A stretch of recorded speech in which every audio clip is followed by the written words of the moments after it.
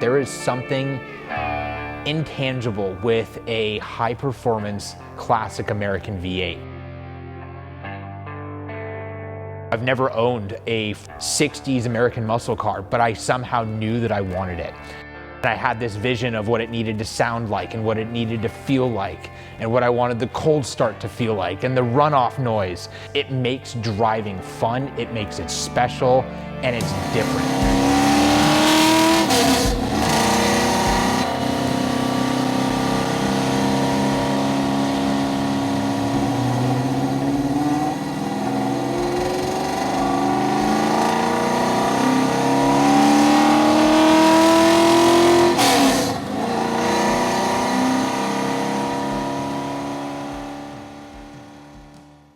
So finding the right fastback was a process.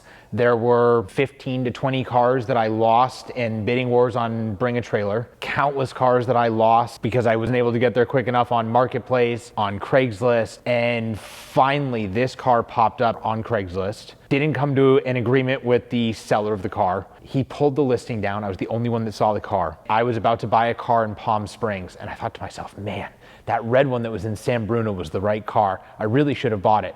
Sent the guy a text message, didn't hear back for 24 hours. Right before I was about to wire the money to the guy with the other car, which happened to be red, but just not the right shade of red, he texted me back and he was like, the car's yours for what you wanted to pay, come pick it up.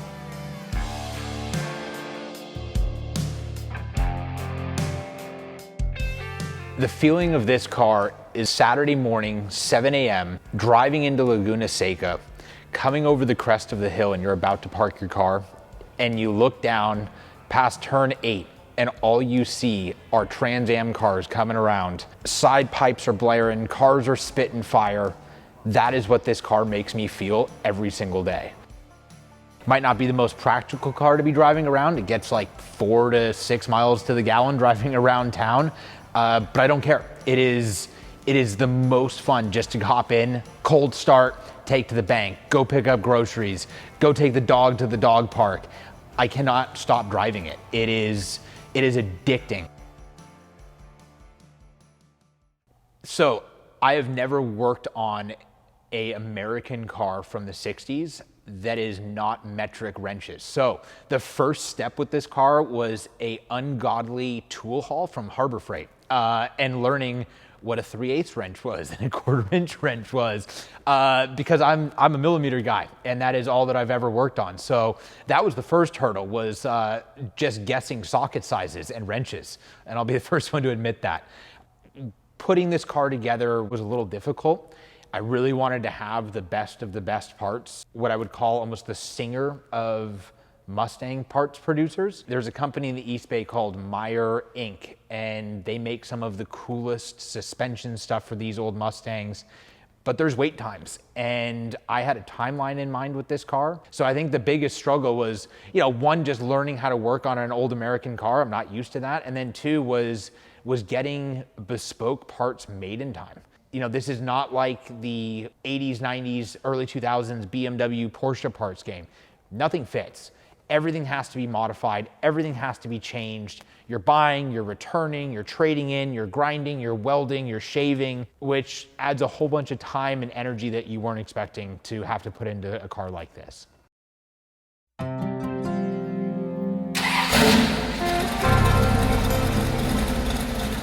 You can't have a 60s muscle car without having some cam chop. That is everything. It has to make the car shake at idle. It has to smell a certain way, and you only get that with the right motor. So this is kind of cool. This is a bottom end that was pulled from a CHP 5.0 Fox body, bored out with aluminum vintage trick flow heads, a new blueprint aluminum intake manifold, and literally the largest Holley double pumper carburetor that they have ever made. And it screams. Long tube headers, side pipes, and enough chassis bracing and suspension to embarrass most race cars.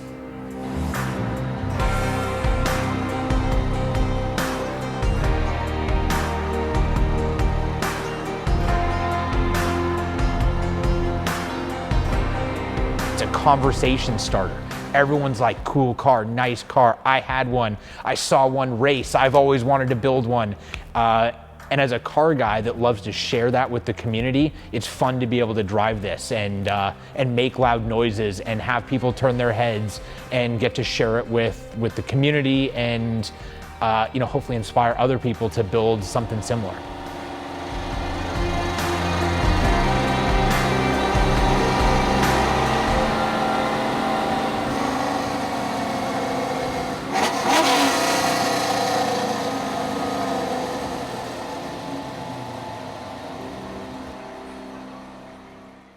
I'm driving a 60s muscle car.